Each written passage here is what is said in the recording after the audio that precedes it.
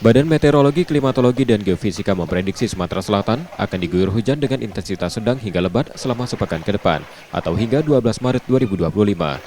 Curah hujan diperkirakan berkisar antara 5 hingga 50 mm per hari dengan kecepatan angin rata-rata 15 hingga 25 knot. Hujan diprediksi terjadi siang, sore, dan malam hari, yang berpotensi memicu bencana hidrometeorologi seperti banjir, tanah longsor, dan pohon tumbang. Berdasarkan perakiraan cuaca bulanan, curah hujan pada Maret cenderung lebih tinggi dengan puncaknya terjadi hingga awal April. Wilayah yang berisiko tinggi terhadap bencana ini seperti Muratara, Empat Lawang, Ogan Ilir, Lahat, Banyuasin, Musi Banyuasin, dan Palembang diminta meningkatkan kewaspadaan. Langkah mitigasi perlu disiapkan, mengingat saat ini telah terjadi banjir serta kerusakan infrastruktur di beberapa daerah, termasuk Musi Banyuasin dan Muratara. Masuki di bulan Maret 2025, Sumatera Selatan secara umum masih berada di musim penghujan.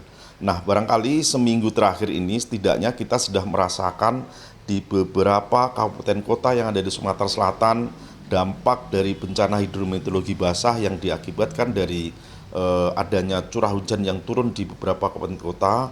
Ini ada seperti yang di Muratara, kemudian Empat Lawang, Lahat, Oku, Muarenim, bahkan tadi pagi kami menerima laporan di daerah Pali, itu banjir sudah menggenangi beberapa pemukiman yang ada di beberapa kabupaten tersebut.